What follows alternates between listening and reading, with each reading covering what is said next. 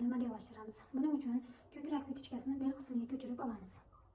Mana ko'krak vitichkalarini bel qismiga ko'chirib oldim. Ko'chirib olgandan keyin o'rta markazdan liniya chizib olamiz.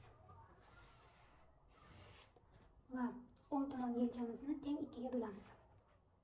Yelka qismini teng ikkiga bo'lib oldim. Bizda 6 sm dan chiqdi.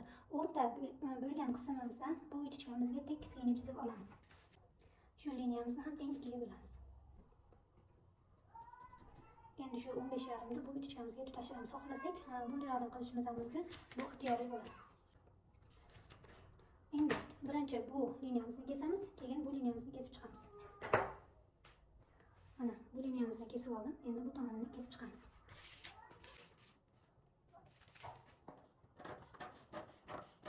Uzunligimiz oxirida ustun qoldiramiz. Mana kesib oldik. Endi bu liniyalarimizni bel liniyalariga yozsak, bizda vitichka tikish joyi hosil bo'ladi.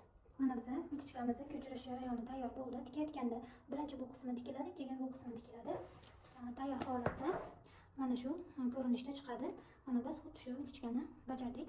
Shunga o'xshash mavzular kimga kerak bo'lsa, Plataya Bluzka kitobimiz sotuvda bor. O'zbekiston bo'ylab dastavka mavjud. Telegram, Instagram orqali buyurtma bersanglar, biz tez pochta orqali yuboramiz.